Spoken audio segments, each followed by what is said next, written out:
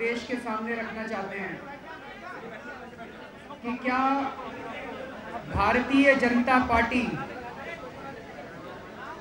इस देश की विपक्षी पार्टी है या भारतीय जनता पार्टी की सत्ताधारी पार्टियों के साथ राज्यों में और केंद्र में सांठगांठ है। गडकरी साहब किसके इंटरेस्ट्स को रिप्रेजेंट करते हैं?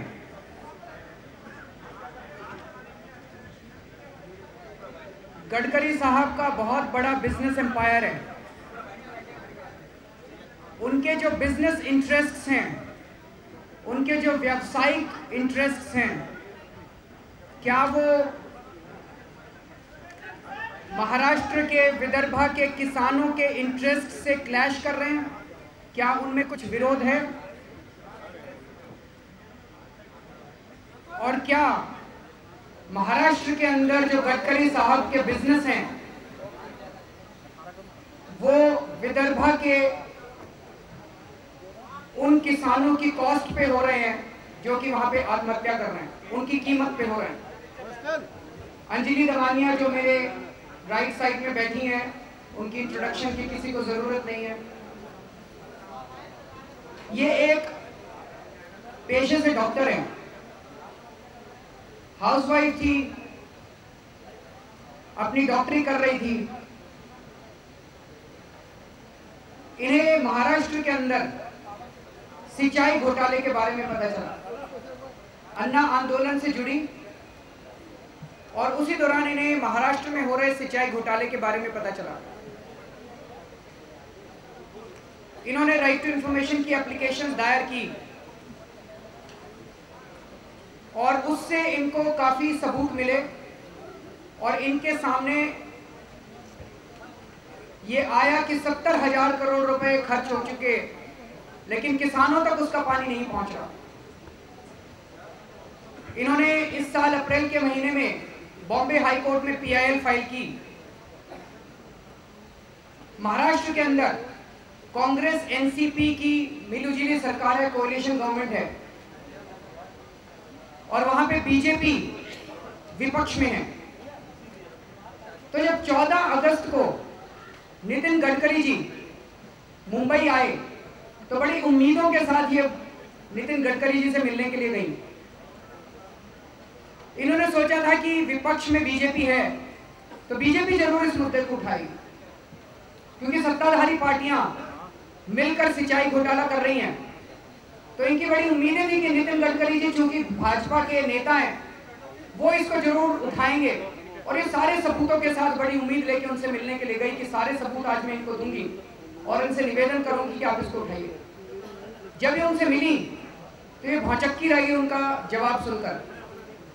उन्होंने कहा कि शरद पवार जी के साथ तो हमारे बहुत अच्छे रिश्ते हैं, 4 काम वो हमारे करते हैं, 4 काम हम उनके करते हैं। जब ये बात बाद में मीडिया में उठी तो गडकरी जी ने इस बात से साफ इनकार किया कि उनका शरद पवार जी से या NCP के साथ कोई रिश्ता है। अंजलि ने हार नहीं मानी और उसके बाद अंजलि ने अपनी जांच शुरू की। अंजलि प्रीति बिल्कुल लेफ्ट में बैठी हुई हैं, इंडिया अगेंस्ट करप्शन मुंबई से आई हैं। इन सब लोगों ने मिलकर पिछले 1 महीने में कुछ जांच की। इनके पास कोई बहुत बड़ी टीम नहीं थी जांच करने के लिए। उसी जांच में जो तथ्य सामने आए हैं वो काफी चौंकाने वाले हैं। वो ये भी दिखाते हैं कि विदर्भ में महाराष्ट्र के अंदर किसान आत्महत्या क्यों कर रहे हैं, और अगर इतनी छोटी सी जांच के अंदर ये खुलासा हो सकता है तो फिर हमारी सरकारें क्या कर रही हैं, हमारी जांच एजेंसियां क्या कर रही हैं? क्या वो ये खुलासे नहीं कर सकती थी? तो सबसे पहले तो मैं उसके ऊपर आऊंगा कि इन्होंने क्या खुलासा किया।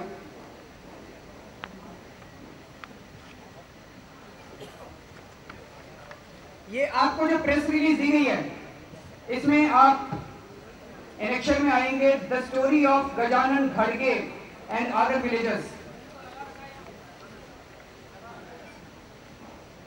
महाराष्ट्र के नागपुर जिले में उमरेड तालुका में एक गांव है खुरसापुर। गांव के किसानों की जमीनें का अधिग्रहण किया गया। कहा गया कि भाई सिंचाई के लिए डैम बनाना है और उसके लिए जमीन चाहिए। जमीनों का अधिग्रहण किया गया। वहीं पे एक किसान है, उसका नाम है गजानन रामभाव जी घड़गे, उसकी भी जमीन चली गई बेचारे की।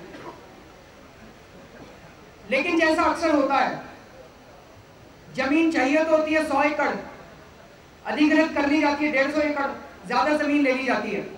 यहां भी ऐसा ही हुआ, जमीन चाहिए तो कम थी, ले ली गई ज्यादा। तो हालांकि उसकी जमीन अधिग्रहित हो गई थी, लेकिन वो खाली पड़ी हुई थी और वो उसके ऊपर सिंचाई लगातार कर रहा था। उसने इरिगेशन डिपार्टमेंट से परमिशन ले ली थी और वो उसके ऊपर लगातार सिंचाई कर रहा था। 1997 में ये बांध बन के कंप्लीट हो गया और लगभग 100 एकड़ जमीन ज्यादा दिखाई दी। बांध बन गया लेकिन 100 एकड़ जमीन खाली पड़ी हुई थी जिसकी कोई जरूरत नहीं थी। तो 1997 में वहां के इरिगेशन इंजीनियर ने घड़गे को परमिशन दी कि आप 18 एकड़ जमीन के ऊपर खेती कर लीजिए। ये खेती करने की उसने परमिशन दी। इस दौरान 2000 में, सन 2000 में वहां के किसानों ने सरकार को चिट्ठी लिखी कि आपके पास फालतू जमीन है, हम खेती करना चाहते हैं, या तो आप वो जमीन हमें लीज पे दे दीजिए या आप हमें वापस बेच दीजिए, क्योंकि हमारे पास और कोई कमाने का जरिया नहीं है, हमारे पास यही सोर्स ऑफ इनकम है, आप ये जमीन हमें वापस कर दीजिए।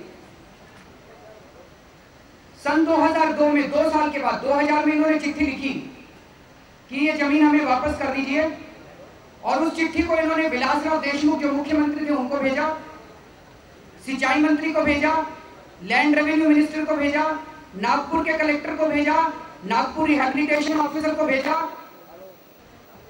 2 साल के बाद सिंचाई विभाग का जवाब आया कि आपकी जो जमीन ली गई है वो आप अब इस पे सिंचाई करना बंद कर दीजिए, क्योंकि हमें ये ब्यूटिफिकेशन के लिए चाहिए, सुंदरता सौंदर्यीकरण के लिए चाहिए, ब्यूटिफिकेशन करना है।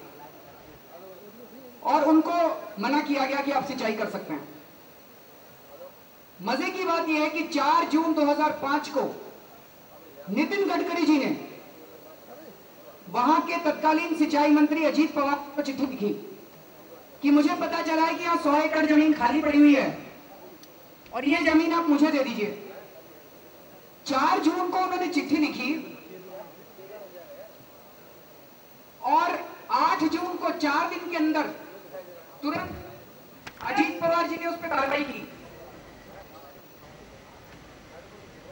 और कार्रवाई करके उन्होंने कहा, सिंचाई मंत्री ने, कि ये जो नितिन गडकरी जी की चिट्ठी आई है इसको VIDC Vidarbha irrigation development corporation की अगली मीटिंग जो 22 जून को होने वाली थी उसमें तुरंत प्रस्तुत किया जाए।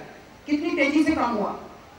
जब किसानों ने चिट्ठी लिखी 2000 में कि ये जमीन हमें दे दीजिए, तो 2 साल के बाद चिट्ठी वापस आई कि आपको जमीन नहीं दे सकते, आप जमीन खाली कर दीजिए। लेकिन नितिन गडकरी जी ने 4 जून को चिट्ठी लिखी तो 4 दिन के अंदर ही उन्होंने कहा भाई इनकी चिट्ठी आई है, इसको VIDC की अगली बोर्ड मीटिंग में प्रस्तुत किया जाए।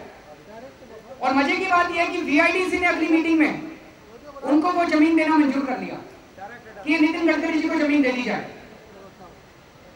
उस मीटिंग में जो सेक्रेटरी थे VIDC के, उन्होंने एतराज किया कि भाई कानून के तहत ये जमीन उनको नहीं दी जा सकती, क्योंकि कानून के तहत इरिगेशन डिपार्टमेंट की कोई भी बिल्डिंग या इरिगेशन डिपार्टमेंट की कोई भी जमीन किसी प्राइवेट व्यक्ति को नहीं दी जा सकती। लेकिन सरकार तो मन बना चुकी थी, पार्टियों के अंदर तो सांठगांठ थी, तो उन्होंने वो जमीन, सब लोगों ने कहा कि कानून को बाद में देख लेंगे, अभी तो इनको जमीन दो। तो नितिन गडकरी जी का प्रपोजल था कि 37 हेक्टेयर जमीन आप मुझे दे दीजिए और 11 हेक्टेयर जमीन एक जेम्स ऑफ इंडिया नाम की कंपनी आप उनको दे दीजिए। नितिन गडकरी जी की दोनों बातें मान ली गई। किसानों को जमीन देने से मना कर दिया महाराष्ट्र सरकार ने और नितिन गडकरी जी को जेम्स ऑफ इंडिया नाम की दोनों कंपनियों को जमीन दे दी गई। इस रेजोल्यूशन के ऊपर अजीत पवार जी के सिग्नेचर है। वो रेजोल्यूशन मराठी में है तो हमने इसके साथ नहीं लगाया, लेकिन हमारी वेबसाइट www.indiaagainstcorruption.org उसके ऊपर सारे डॉक्यूमेंट्स हैं, आप वहां से डाउनलोड कर सकते हैं। सारे डॉक्यूमेंट्स मराठी में, जितनी चिट्ठियां लिखी किसानों ने, जितने रेजोल्यूशन सब हैं। 28 नवंबर 2007 को VIDC की एक और मीटिंग हुई और उसमें मीटिंग में कहा गया कि जेम्स ऑफ इंडिया कंपनी कह रही है कि हम ये जमीन 11 हेक्टेयर जो है इसको इस्तेमाल नहीं कर पा रहे। तो नितिन गडकरी जी ने कहा ये जमीन भी मुझे दे दीजिए। तो प्रस्ताव पारित करके वो जमीन भी नितिन गडकरी जी को दे दी गई। तो पूरी की पूरी लगभग 100 एकड़ जमीन जो फालतू थी, वो जमीन नितिन गडकरी जी को दे दी गई। और नितिन गडकरी जी उस पर क्या कर रहे हैं? वो भी उस पर खेती कर रहे हैं और कुछ नहीं किया उन्होंने। तो किसान अगर खेती करते तो क्या मुश्किल थी? किसान ही खेती कर लेते, उसमें क्या दिक्कत थी? किसान भी कह रहे थे भाई हमें खेती कर लेने दो, और आज भी नितिन गडकरी जी उस पर खेती कर रहे हैं। 2008 में ये VIDC ने रेजोल्यूशन तो पास कर दिए, लेकिन अभी जमीन का पोजीशन नहीं लिया।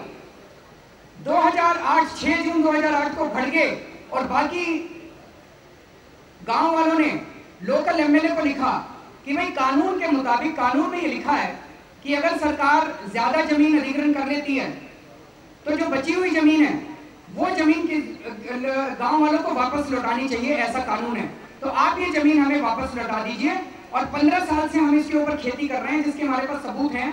तो ये जमीन हमारी थी पहले, और 15 साल से चूंकि हम खेती कर रहे हैं तो ये जमीन हमें दे दी जाए। 21 जून 2008 को वहां के सब डिविजनल इंजीनियर ने घड़गे को अपने खेत पे बुलाया, और जब वहां पे वो खेत पे पहुंचा तो वहां पे नितिन गडकरी जी के कंपनी के कुछ अधिकारी मौजूद थे, दिवे साहब, झाड़े साहब, शाफले साहब। उन्होंने उसको कहा कि आपकी ये जमीन नितिन गडकरी जी की कंपनी को दे दी गई और आप ये खाली कर दीजिए। वो बहुत रोया चिल्लाया, उसकी नहीं सुनी गई, उसको डराया धमकाया गया। वो कुछ दिन के लिए गांव से बाहर चला गया, और उसके पीछे से नितिन गडकरी जी की कंपनी ने उसकी पूरी जमीन के ऊपर कब्जा कर लिया। उसने बेचारे ने पूरी जमीन जोत के रखी हुई थी, इन्होंने उसके ऊपर सोयाबीन लगा दिया। 28 जून 2008 को जब वो वापस लौटा तो उसे पता चला कि उसकी जमीन जा चुकी थी। उसने पुलिस के अंदर कंप्लेन की।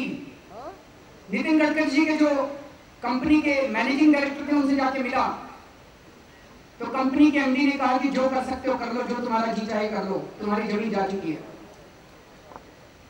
यही कहानी भगत फैमिली की और अन्य कई परिवारों की, उसी गांव के परिवारों की है जिसकी हमने इसमें डिटेल्स दी है, उसमें मैं नहीं जाऊंगा।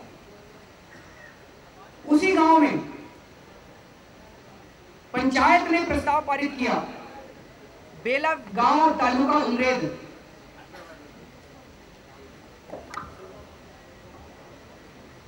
अगस्त 2007 को उन्होंने प्रस्ताव पारित किया कि जो पावर कंपनी है, पावर प्लांट है उनका, नितिन गडकरी जी की कंपनी का, उसमें से जो गंद निकलता है वो सारा गंद वहां की नदी में डाला जा रहा था, और वो नदी का पानी इनकी नल में आता है। तो वो पानी जानवरों के पीने लायक भी नहीं बचा था, जानवर भी उसको पीने से मना कर रहे थे। तो उन्होंने ग्राम पंचायत में प्रस्ताव पारित करके कंपनी से निवेदन किया कि आप ये गंद नदी में डालना बंद कीजिए। और उसी तरह से जो फ्लाई ऐश निकलती है उनकी कंपनी से, वो फ्लाई ऐश की वजह से ये बहुत सारी फोटोग्राफ्स लेके आई हैं। अंजलि वहां पे गई थी उस गांव में, आपको फोटोग्राफ्स दिखाएंगी अभी कि किस तरह से फ्लाई ऐश जो है वहां के सड़कों के ऊपर फैला हुआ है। लोगों का वहां पे जीना हराम हो गया है, सांस लेने में दिक्कत हो रही है। वहां के जो मछुआरों की एसोसिएशन है उन्होंने भी प्रस्ताव पारित करके सरकार से कहा कि हम लोगों की वहां पे एक लेक है जिसमें हम मछली उगाते हैं और वो पूरी की पूरी लेक प्रदूषित हो चुकी है, इसके बारे में कुछ किया जाए। लेकिन चूंकि जैसे गडकरी जी कहते हैं 4 काम वो हमारे करते हैं, 4 काम हम उनके करते हैं, तो सरकार ने उनकी किसी भी बात के ऊपर कोई तवज्जो नहीं दिया। गांव वाले रोते रहे, चिल्लाते रहे, किसान रोते रहे, चिल्लाते रहे। जो डैम वहां पे बना, इसमें एक चीज निकल के आई कि किस तरह से नितिन गडकरी जी ने गांव के किसानों की जमीन गलत तरीके से हथिया ली। लेकिन और ज्यादा बड़ी बात यह है कि जो वहां पे डैम बना, इरिगेशन डैम, सिंचाई डैम, वो बना तो सिंचाई के लिए था, लेकिन उसका एक बूंद पानी भी सिंचाई के लिए नहीं जा रहा। वो सारा का सारा पानी गडकरी जी की कंपनी और उसी तरह की जो अन्य कंपनियां वहां बनी हैं, उन सारी कंपनियों को वो पानी दे दिया गया। तो गडकरी जी ने किसानों का पानी ले लिया, गडकरी जी ने किसानों की जमीन ले ली, और जो किसान आत्महत्या कर रहे थे वहां पे महाराष्ट्र के अंदर, वो और उनकी बुरी हालत हो गई क्योंकि उनकी जमीनें भी छीन ली गई। ये कहानी केवल उस एक गांव की नहीं है, ये कहानी पूरे महाराष्ट्र में दोहराई जा रही है।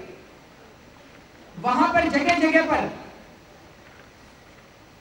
आत्महत्या कर रहे किसानों का नाम लेकर खूब जबरदस्त फंड भेजे जा रहे हैं, पैसा भेजा जा रहा है। केंद्र सरकार भी भेज रही है, राज्य सरकार भी पैसा भेज रही है, कह रही है भाई किसानों को सिंचाई के लिए जमीन चाहिए तो किसानों को सिंचाई के लिए हम डैम बनाएंगे।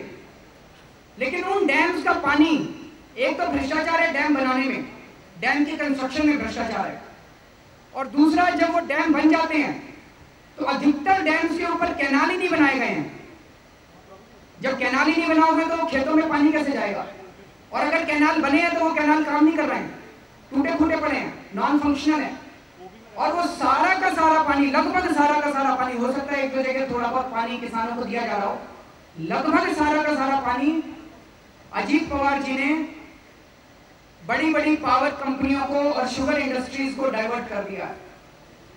मुझे लगता है इससे ज्यादा बड़ा अत्याचार और इससे ज्यादा घिनौना अपराध नहीं हो सकता कि आत्महत्या कर रहे किसानों के नाम से आप वहां पे डैम्स बनाएं, आप उनकी जमीनें भी छीन लें, और उसके बाद जमीनें छीनने के बाद उनका पानी भी उनको ना मिले। वहां पर 71 डैम बनाने का प्रपोजल है महाराष्ट्र के अंदर, 71 पावर कंपनीज पावर प्लांट लगाने का प्रपोजल है। और अगर ये 71 के 71 पावर प्लांट्स लग गए तो एक अनुमान है कि ये जितने डैम्स बने हैं, इन डैम्स में से एक बूंद पानी भी किसानों के लिए नहीं बचेगा। बिकॉज इनकी जो कैपेसिटी है पानी की खपत करने की 71 पावर प्लांट्स की, वो सारा का सारा इरिगेशन डैम्स का पानी यहाँ पे डाइवर्ट कर दिया जाएगा। नितिन गडकरी जी ने एक चिट्ठी लिखी थी पवन बंसल जी को, वो चिट्ठी मीडिया में खूब चली अभी कुछ दिन पहले। उसमें नितिन गडकरी जी ने सिफारिश की थी कि भाई ये जो ठेकेदार हैं, जो डैम बना रहे हैं, बांध बना रहे हैं, इनका 400 करोड़ रुपया बकाया है, आप प्लीज इनका 400 करोड़ रुपया रिलीज कर दीजिए। तो जब ये चिट्ठी अखबारों में आई, मीडिया में आई, तो नितिन गडकरी जी ने कहा मैंने एक चिट्ठी नहीं 5 चिट्ठियां लिखी हैं इससे। तो हम उनसे कहेंगे वो 5 चिट्ठियां दिखा दे देश को जरा, कौन कौन सी किस किस के लिए लिखी है। और उन्होंने कहा मैं 10 चिट्ठियां और लिखूंगा, क्योंकि उन्होंने कहा कि मैं किसानों का हमदर्द हूं, मैं चाहता हूं कि ये जो डैम्स हैं ये जल्दी जल्दी बने। लेकिन जो डेटा है, जो तथ्य है, वो ये दिखाता है कि गडकरी जी के मन में किसानों के लिए दिल नहीं धड़कता। जब इन किसानों का सारा पानी बड़ी बड़ी कंपनियों को डाइवर्ट किया जा रहा था, तब नितिन गडकरी जी ने आवाज क्यों नहीं उठाई? उनको ठेकेदारों के लिए तो बड़ी हमदर्दी है, ठेकेदारों के लिए तो उन्होंने कहा, तुरंत चिट्ठी लिखी पवन बंसल जी को। उन्होंने महाराष्ट्र की विधानसभा में प्रश्न भी उठाए, कई बार प्रश्न उठाए, भाई ठेकेदारों को पेमेंट नहीं मिलती, पेमेंट दिला दो। एक भी प्रश्न उन्होंने महाराष्ट्र के असेंबली में ये नहीं उठाया कि भाई इनका सारा पानी डाइवर्ट कर रहे हो आप, ये डाइवर्ट करना बंद करो, सिंचाई के लिए पानी दो। एक बार भी प्रश्न नहीं उठाया, एक भी चिट्ठी नहीं लिखी उन्होंने किसी को। क्यों नहीं लिखी? क्योंकि नितिन गडकरी जी की 5 कंपनियां पावर प्लांट, 5 पावर प्लांट चल रहे हैं विदर्भा के अंदर। नितिन गडकरी जी की 3 शुगर कंपनी चल रही है। नितिन गडकरी जी का बहुत बड़ा बिजनेस एम्पायर है, शुगर फैक्ट्री है, कंस्ट्रक्शन फैक्ट्री है, डिस्टिलरी है, पावर है, कोल है, एग्रो है।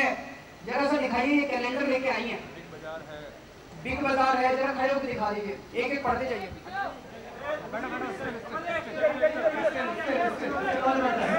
उनका सुपर बाजार है, उनकी एग्रो बेस्ड कंपनीज है, उनकी सोलर बेस्ड कंपनीज है, एक एनजीओ है। एक मिनट,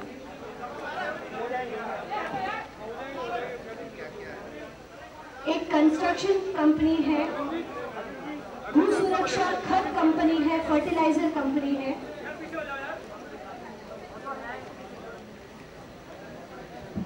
ये पूर्ति power and sugar,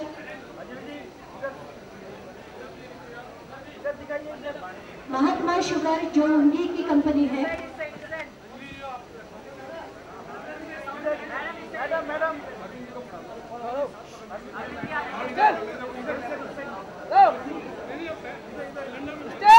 Vedganga sugar है,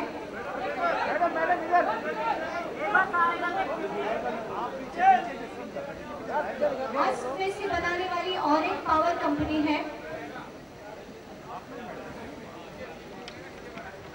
उनकी एक एनजीओ है कल्याणकारी संस्था।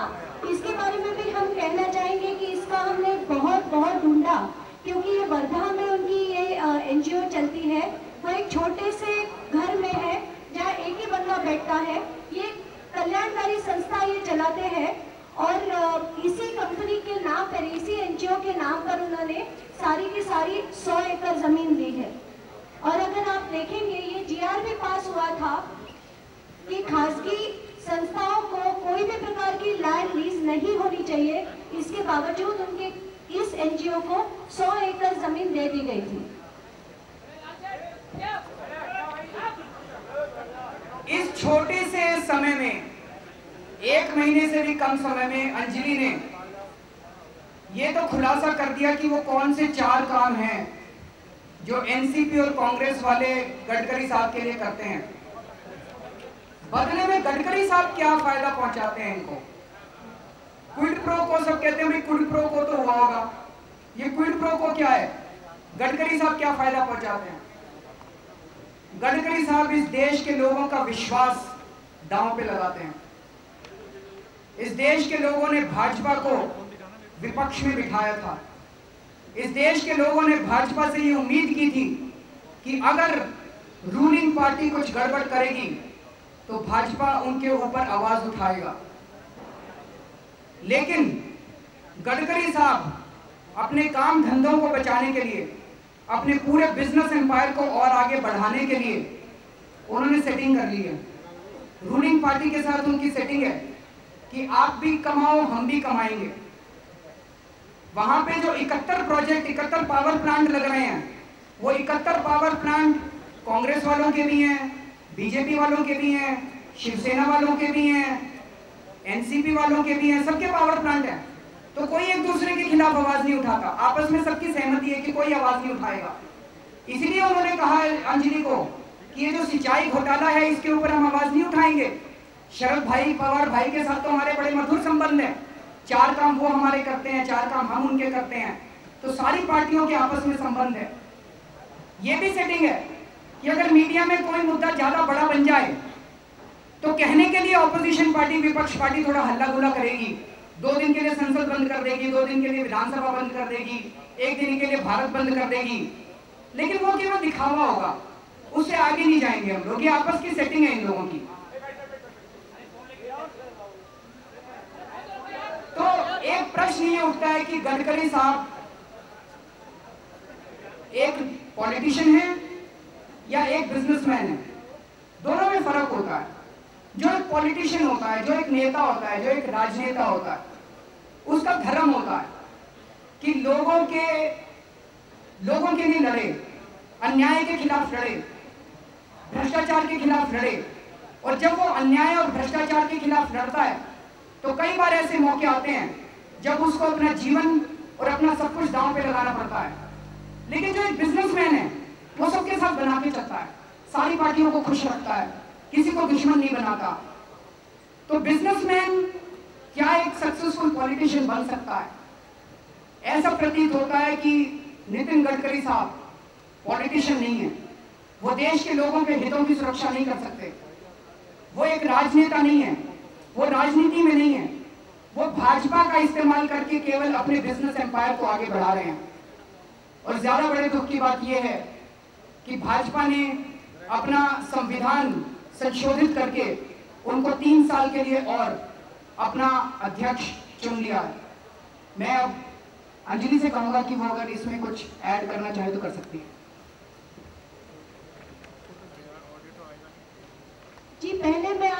बताना चाहूंगी कि ये है विदर्भ की सही सही तस्वीर। यहाँ आप देख रहे हैं कि किसानों की जो जान जा रही थी, जो फार्मर सुसाइड बहुत बार कहा जा रहा था मीडिया में, तो इसका चित्र ये है। अगर हम देखते हैं इस बाजू में ये पार्ट आप देखेंगे तो यहाँ पर ज्यादा किसानों की आत्महत्या नहीं हो रही थी, आत्महत्या सारी हो रही है ये भाग में। और यहाँ पर डैम्स बहुत कम बने हैं, जो बने हैं यहाँ बने हैं। अब उसका एक चित्र देख लेते हैं, ये है उसका चित्र। ये आप जो देख रहे हैं ब्लैक जो मार्किंग्स किए हैं वो उतने पावर प्रोजेक्ट्स आ रहे हैं। तो ये पानी किसके लिए बना रहे थे, ये डैम्स किसके लिए बना रहे थे, सेंटर से जो पैसा आ रहा था वो किसके लिए आ रहा था, वो किसानों के नाम से लिया गया और इन सब बड़ी बड़ी पावर प्लांट्स को दे दिया गया है। इसमें टोटल 71 प्रोजेक्ट्स है, टोटल कैपेसिटी 55,000 मेगावाट्स की है। और ये अगर सचमुच आज खड़े हो जाते हैं तो मुझे नहीं लगता कि एक भी किसान को एक बूंद तक पानी इन कोई भी डैम से मिल पाएगा। दूसरी बात जो है, आप अगर ये लेटर देखें जो इसमें लिखा है लास्ट पैराग्राफ में कि नितिन गडकरी जी ने एक पत्र क्रमांक 211 4 जून 2005 को जो लिखा था, उसमें उन्होंने रिक्वेस्ट किया था कि पूर्ति सिंचन कल्याणकारी संस्था इसे जमीन दे दी जाए और जेम्स इंडिया इस नाम की संस्था को जमीन दे दी जाए। और ये जो उसके नीचे जो साइन है ये अजीत पवार जी की साइन है। इससे आपको ये साफ साफ दिखाई देगा कि अगर अजीत पवार जी उन्हें ओब्लाइज करते हैं उनको जमीन देकर, तो हमारे बड़े भाई साहब कहां से इसके खिलाफ कोई भी आवाज उठाएंगे? इरिगेशन के इतने बड़े स्कैम के खिलाफ क्यों आवाज उठाएंगे? और जबकि इस पावर प्रोजेक्ट्स जैसी 5 कंपनियां उनकी खुद की है। तो इससे ये साफ साफ हमें दिख रहा है कि हम इनसे कोई उम्मीद ही नहीं रख सकते कि ये स्कैम में कुछ विशेष काम करें या उसके लिए हमारे साथ झगड़े, ऐसे हम उनसे उम्मीद कर ही नहीं सकते। बस मैं इतना ही कहना चाहूंगी। एक सिर्फ आपके लिए मैं बताना चाहूंगी, एक ये फोटोग्राफ देखिए, ये है वडगांव डैम है, ये वडगांव डैम, और ये है इस पार पूर्ति की कंपनी। पूर्ति कंपनी के चेयरमैन नितिन गडकरी जी है। और ये जो भी पानी है वो सीधे सीधे इस कंपनी में वापरा जाता है। तो आप ये आज ये देखकर मुझे बताइए कि पानी किस लिए है, खेती के लिए है या पानी? दिखाई दे रहा है, प्रोजेक्टर पे दिखाई दे रहा है उधर, ये देखिए वो कंपनी बांध के डैम के बिल्कुल बगल में है, बैंक्स पे है। और ये पूरे महाराष्ट्र में ये ट्रेंड बन गया है, बांध बनता है और उसके बगल में कंपनीज बन जाती हैं और बांध का सारा पानी इन कंपनीज को दे दिया जाता है। और कोई कैनाल बनाने की वो नहीं की जाती, तो सिंचाई के लिए कोई पानी नहीं दिया जाता है, सारा पानी इन कंपनीज को डाइवर्ट कर दिया जाता है और किसान आत्महत्या करते रह जाते हैं।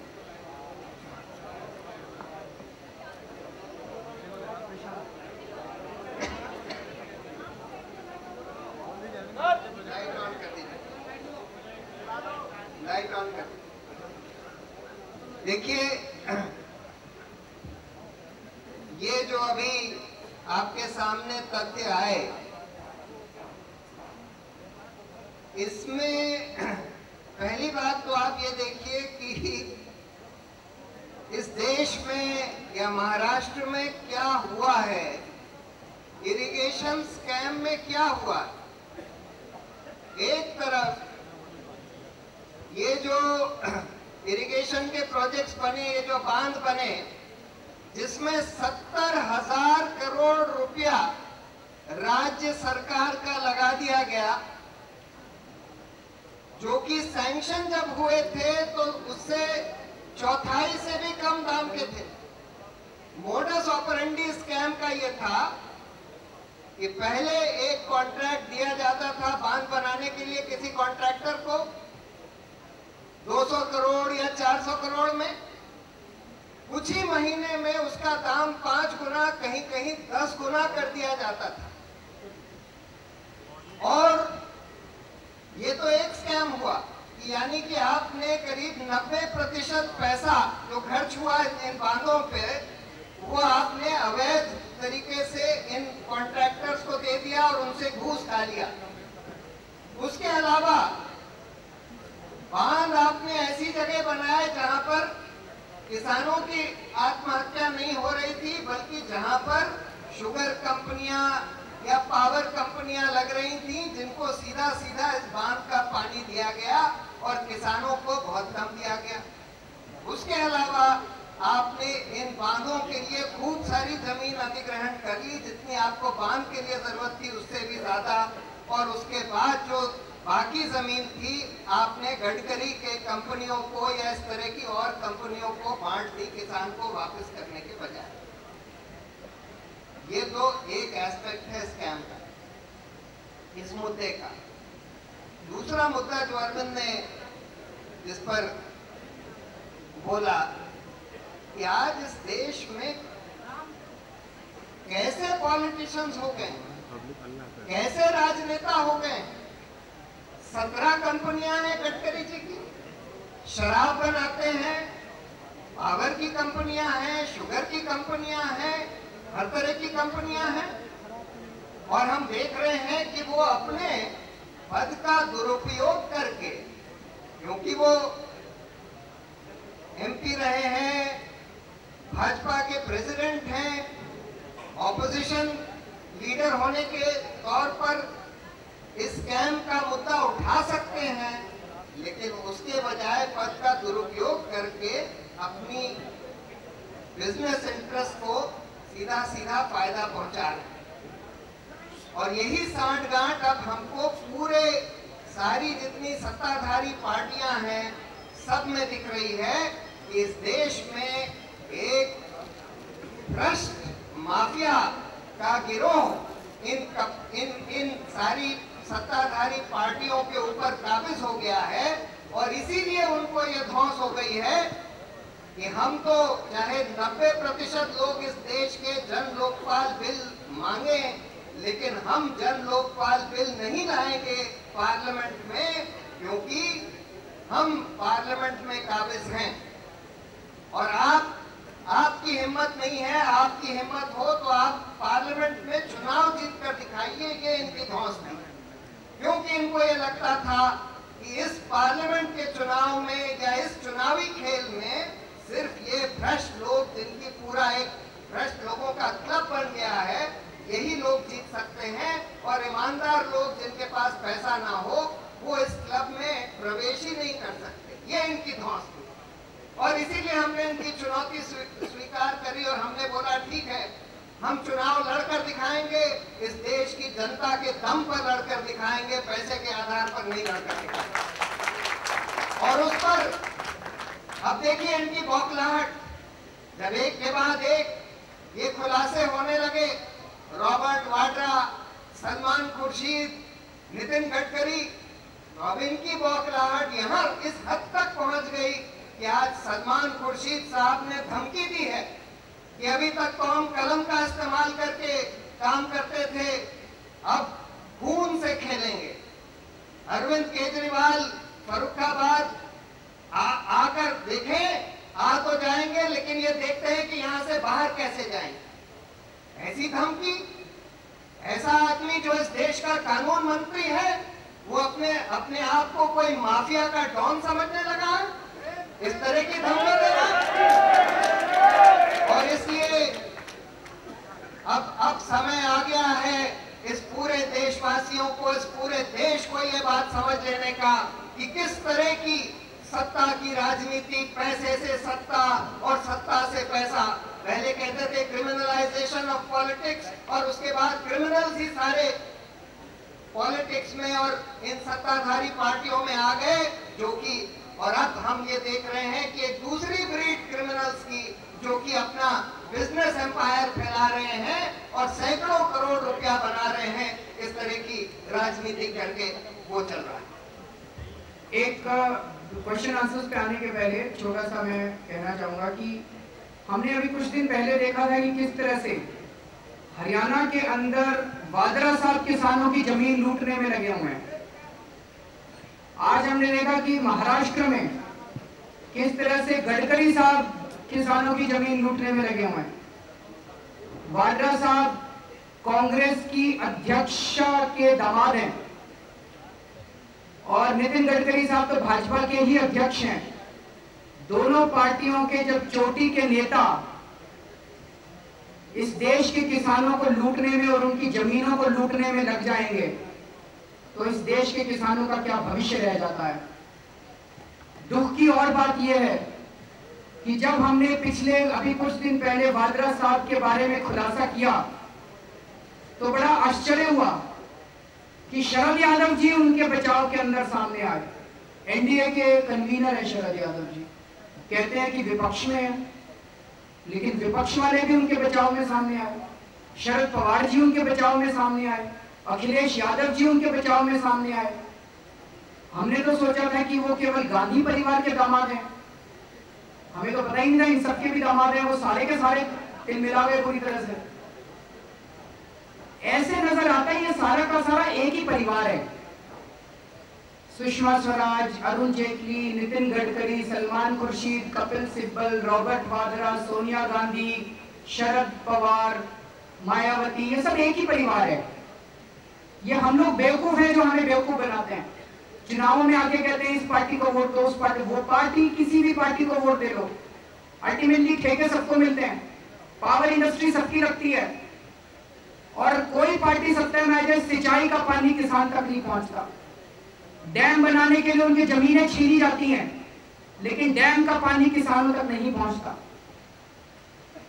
और बड़े दुख की बात यह है कि इन पार्टियों के अंदर कुछ अच्छे कार्यकर्ता हैं। जैसे भाजपा के अंदर देवेंद्र फडणवीस हैं, मुंबई में बहुत अच्छा काम कर रहे हैं। उन्होंने बहुत घोटाला निकाला सिंचाई का, लेकिन उन्हीं के पार्टी के नेता उनके अच्छे काम को रुकवा देते हैं, उनके अच्छे काम को आगे नहीं बढ़ने देते और उनके अच्छे काम को बेच के खा जाते हैं। मेरा इन सभी पार्टियों के कार्यकर्ताओं से अपील है कि अपनी अपनी पार्टियों के अंदर आवाज उठाइए, अब चुप मत बैठिए। देश खड़ा हो रहा है, देश के और पार्टी के दोनों के बीच में अब आपको चुनाव करना पड़ेगा कि आप पार्टी के साथ हैं या आप देश के साथ हैं। अगर कोई क्वेश्चन सेशन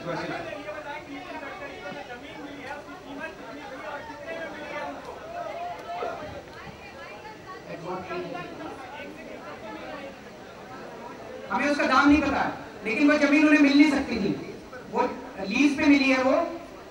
वो जमीन किसानों के लिए थी, कानूनन वो जमीन चूंकि एक्सेस में थी इसलिए वो जमीन वापस किसानों को मिलनी चाहिए थी, लेकिन वो जमीन किसानों को ना देके गडकरी साहब को दे दी गई। अरविंद जी,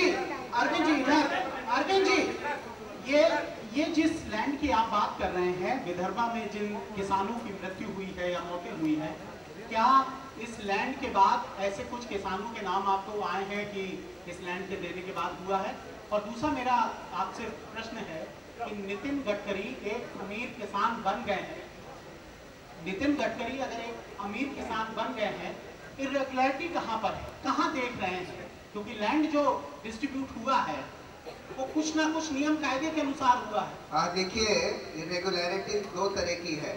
एक तो कानूनी इरेगुलरिटी जिसको इलीगैलिटी कहते हैं।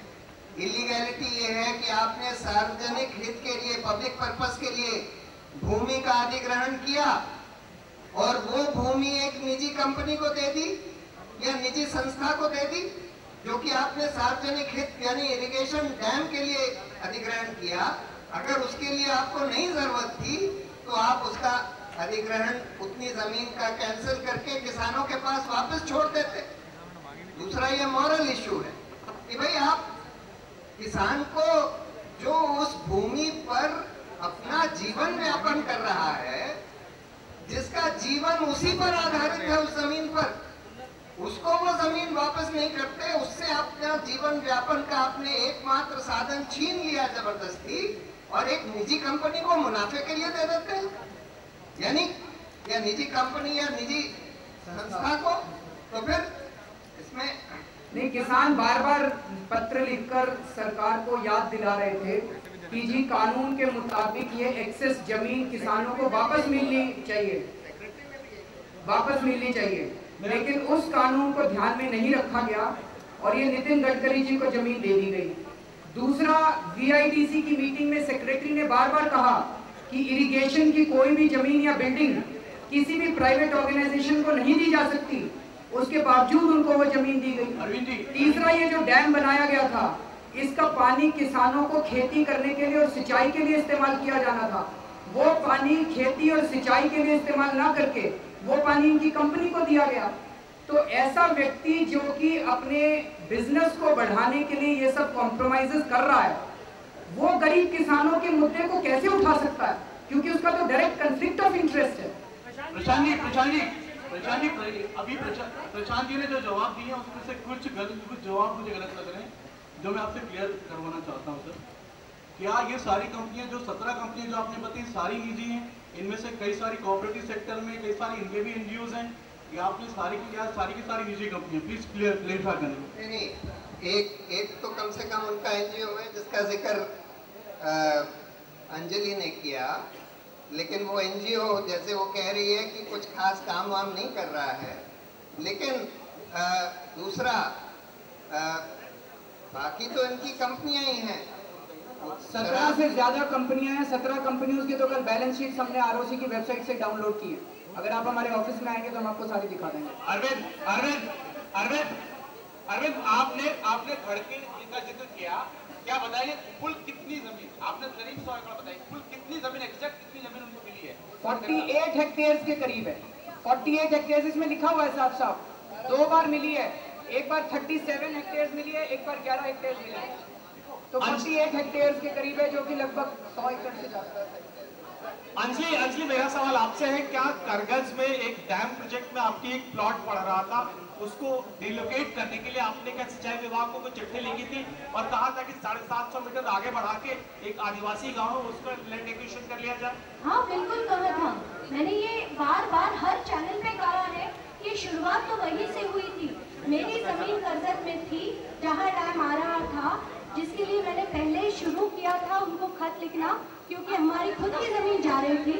पर उसके बाद जब पता चलते गया कि इसमें इतना तब तक जब मैंने उनको खत लिखा था इरिगेशन डिपार्टमेंट, ये आप सबको जानना बहुत जरूरी है। कोर्ट का क्या निर्णय हुआ था? नहीं, मुझे बोलने दीजिए।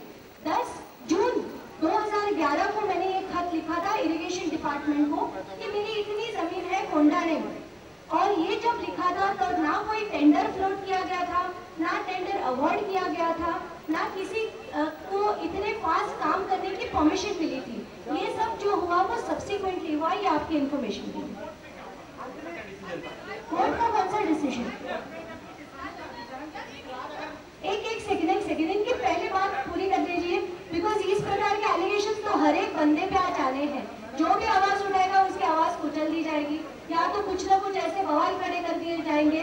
तो उनके जो भी सवाल है मैं बड़े आनंद से देना चाहूंगी। पूछिए। हाँ, नहीं, बिल्कुल। नहीं, आनंद से हमें कोई तकलीफ नहीं है, क्योंकि सच जो है वो सच ही रहेगा। हाँ जी। जिस तरह से आप लगातार इसमें आरोप लगा रहे थे गडकरी पर, लेकिन सरकार पर आपने कोई बात नहीं की। अजीत पवार का बार नाम ले रहे हैं, उनके बारे में आप क्या कहेंगे? हमने तो कहा ही है भाई, नितिन गडकरी पूरी तरह नितिन गडकरी को हमने तो ये कहा है कि 4 काम सरकार ने नितिन गडकरी के कौन से किए, वही तो खुलासा कर रहे हैं। VIDC में जो गलत निर्णय किया गया वो अजीत पवार ने किया। 2 बार VIDC की मीटिंग्स में जो जमीन उनको दी गई वो अजीत पवार ने की। जो पानी उनकी कंपनी को दिया गया वो उनकी सरकार ने किया। सारा काम उन्होंने ही किया। Arvind, the allegations that you have made against Mr. Gadkari, they seem more to be of political impropriety, of morality.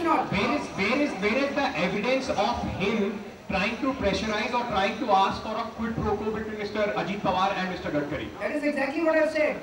VIDC, according to the law, if you have excess land, if you acquire land for a particular project and you don't use that land You are supposed to return that land to the farmers.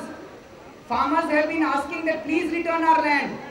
Rather than returning that land is in an illegal manner given to Mr. Nitin Gadkari, despite the fact that Secretary VIDC in the meeting keeps on raising this issue, that under the law, this land cannot be given to Mr. Gadkari. Despite that, the land is allotted to Mr. Gadkari. Secondly, the irrigation water was supposed to be meant for the farmers, but it is only because of their access to the power and their proximity to them that he was successful in diverting the water which was meant for irrigation.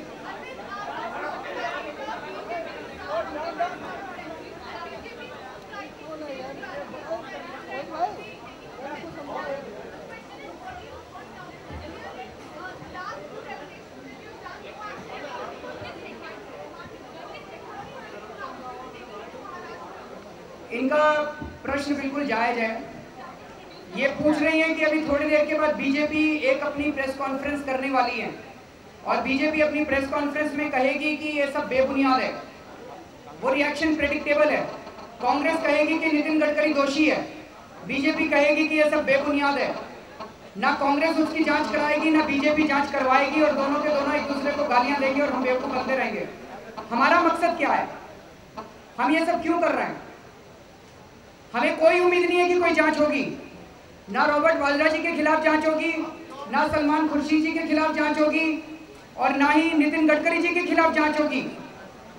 हमारा मकसद ये है, हम इस देश की जनता के सामने ये रखना चाहते हैं, ये साफ करना चाहते हैं कि ये सारा के सारे लोग मिले हुए हैं। BJP, Congress, Samajwadi party, Bahujan Samajwadi party, DMK, ADMK, ये सारे एक ही परिवार का हिस्सा है और ये सारे मिलकर इस देश को लूट रहे हैं। ये सारे एक दूसरे के साथ कल्यूजन में हैं। और दूसरा और दूसरा हमारा मकसद है कि हम इस देश के लोगों को, देश के लोग डरे हुए हैं, उनको डरा के रखा हुआ है पिछले 60 साल से। किसी भी बात को कहने में लोग डरते हैं। हम इस देश के लोगों को पूरे व्यवस्था परिवर्तन के लिए तैयार करना चाहते हैं, देश के लोगों को खड़ा करना चाहते हैं और देश के लोग अब खड़े हो रहे हैं। After this revelation about BJP President Nitin Gadkari, what do you demand? You know that no inquiry is going to take place, but what do you demand? We are not demanding anything from them. We don't expect anything from them. Our demand is from the people of this country. We are demanding not from the government. We are demanding from the people of this country that please rise, get up. This is the time, otherwise there will be no time left. Salman Khurshid, another minister against whom you had come out about revelations of corruption. As far as Salman Khurshid is concerned, he has threatened you that if you come to Farrukhabad on November 1st, you will not be able to. एक minute, अगर आप शांति रखेंगे तो एक minute शांति रखिए please. वो पूछ रही है, उनको पूछ लेने देते हैं। हाँ जी बताइए। एक मिनट, वो पूछ रही है, उनको पूछने दीजिए जरा। Salman Khurshid, the law minister against whom you came out with several allegations of corruption, he is threatening you that if you come to Farrukhabad on 1st of November, you will not be able to go back. देखिए, पहली बात तो मैं ये कहना चाहता हूँ कि हमारे देश के कानून मंत्री को इस तरह की भाषा इस्तेमाल करना शोभा नहीं देता। दूसरी चीज कि मेरी जान सलमान खुर्शीद जी के हाथ में नहीं है, मेरी जान भगवान के हाथ में है। अरविंद जी, जो एक कहावत है, जाको रखे साइयां मार सके ना कोई। सलमान खुर्शीद जी जो मर्जी कर लें, भगवान ने जिस मिशन के लिए मुझे धरती पे भेजा, अगर वो मिशन जिस दिन खत्म हो जाएगा तो एक दिन और ज्यादा नहीं जिंदा रहूंगा और जब तक वो मिशन खत्म नहीं होता तब तक कोई मुझे मार नहीं सकता। और तीसरी चीज कि कांग्रेस लगता है कि बिल्कुल जनता के साथ उसका संबंध खत्म हो चुका है। अगर कांग्रेस इस तरह की धमकियां देने की बजाय बैठकर सोचे और भ्रष्टाचार के खिलाफ कुछ ठोस कदम उठाए तो शायद देश का फायदा होगा। अरविंद जी, आप पर आरोप है कि आप नेता और मंत्रियों को काम नहीं करने देते हैं, सब डरे सहमे आपके आरोपों की प्रतीक्षा करते रहते हैं। हम तो उनको कहते हैं कि आप अच्छे से काम कीजिए, आप देश के लिए काम कीजिए, आप भ्रष्टाचार के खिलाफ लड़िए, लेकिन वो कहते हैं कि नहीं हम भ्रष्टाचार ही करेंगे। तो अगर वो भ्रष्टाचार करेंगे तो हम भ्रष्टाचार के खिलाफ आवाज उठाएंगे। नहीं, अभी ऐसा कुछ नहीं है।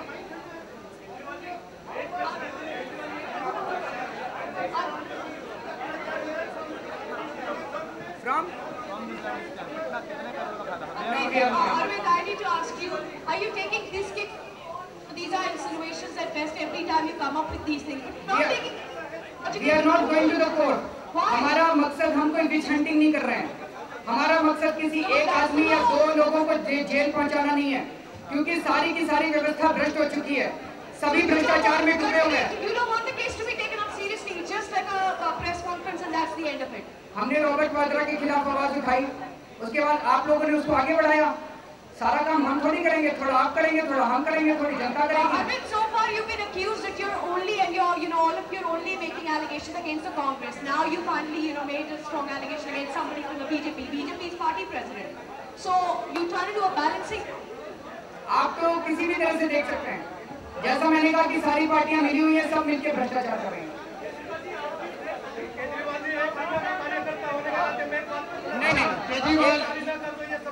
इसके बारे में आप सफाई दीजिए। जो बोल रहा है कि आप आदिवासियों की जमीन ले लीजिए, मेरी जमीन छोड़ दीजिए, क्या ये गुनाहगार नहीं है?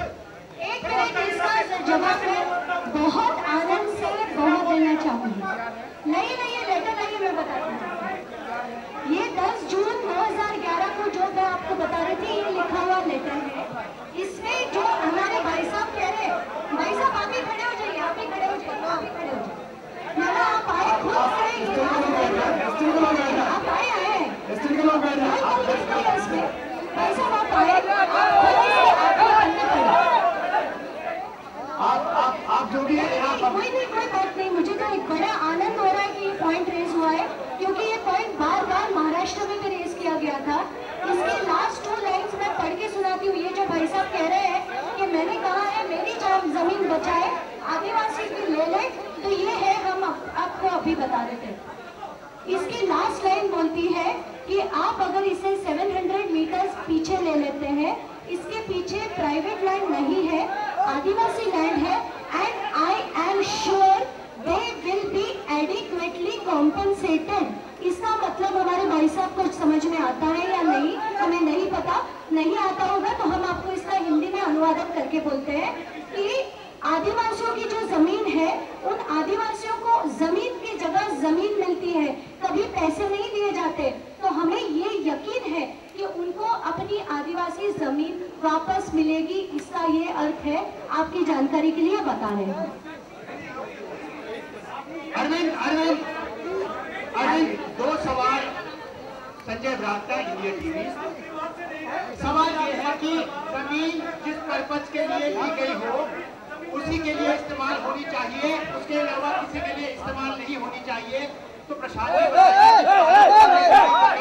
जिस पर्पज के लिए ली गई थी उसके लिए इस्तेमाल हुई। दूसरी, सेज जितने भी जमीन अधिग्रहण के मामले हुए हैं, हर जगह का ये घर घर की कहानी है।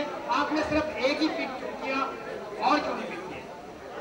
एक चीज तो ये मैं प्रशांत को भी माइक दे रहा हूँ, जैसे ये भ्रष्टाचार की आवाज उठाते हैं, कोई भी हम भ्रष्टाचार की बात उठाते हैं, तुरंत कहते हैं प्रशांत की पालमपुर में जमीन है, अंजलि की जमीन है। हम ये कह रहे हैं कि आज हम खुला वो कर रहे हैं, आपकी सरकार है, आपके पास सीबीआई है, आपके पास इनकम टैक्स डिपार्टमेंट है, आपके पास एनफोर्समेंट डायरेक्टोरेट है, आपके पास पुलिस है, आप हमारी सबकी जांच करा लो। कितनी बार तो बोल चुके, आप हमारी सबकी जांच करा लो। आपके अंदर हिम्मत है क्या कांग्रेसी खड़े होकर कहेंगे कि रॉबर्ट वाड्रा की जांच करा लो? क्या भाजपा वाले खड़े होकर कहेंगे कि नितिन गडकरी की जांच करा लो? हिम्मत है तो आप, अगर हिम्मत है आप लोगों के अंदर, तो इस देश के अंदर 3 सुप्रीम कोर्ट के जजेस की स्पेशल इन्वेस्टिगेटिव टीम बना दी जाए, और उस स्पेशल इन्वेस्टिगेटिव टीम को नितिन गडकरी, रॉबर्ट वाड्रा, सलमान खुर्शीद, प्रशांत भूषण, अंजलि दमानिया और मयंक गांधी, इन सब के केसेस दे दिए जाए और दूध का दूध पानी का पानी हो जाएगा। अगर इन लोगों ने जुर्म किया है तो जितना कानून में सजा लिखी है उसकी डबल सजा इन लोगों को दे दीजिए। हम अपने आप को बचाने की कोशिश नहीं कर रहे हैं। हेलो,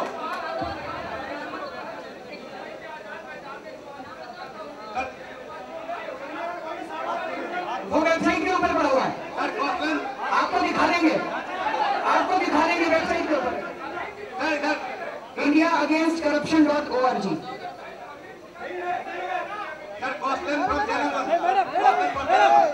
आपने पॉलिटिकल ऑल्टरनेटिव देने की बात की है सर, आपने पॉलिटिकल ऑल्टरनेटिव देने की की बात की है, आपने अपोजिशन पे, गवर्नमेंट पे, दोनों पे इल्जाम लगाए हैं। मेरा ये कहना है कि अगर देश की जनता को एक क्रेडिबल ऑल्टरनेटिव माने, इसके लिए ये जरूरी है कि आप ये वोट। मेरा प्रश्न प्रधान भोजन है कि इन पे जो इल्जाम लगे हैं, जैसे कि स्टैंड का मामला हो या हिमाचल की जमीन का मामला हो, और एक स्टेट में ये जानना चाहता हूँ कि अब आप एक सिर्फ एक्टिविस्ट नहीं है, पॉलिटिकल पार्टी के लीडर भी हैं, तो ये देश जानना चाहता है, देश ये जानना चाहता है कि कश्मीर के मामले पे जो आपने स्टेटमेंट दिया था कि रेफरेंडम होना चाहिए, इसके बारे में आपका क्या स्टेटमेंट? नहीं, आप पूछ रहे हैं कि हमारे खिलाफ जो इल्जाम लगाया है, देखिए अरविंद ने बता दिया है कि सरकार के पास सारी जांच एजेंसी है, जितना चाहे उसकी तहकीकात जांच करा ले।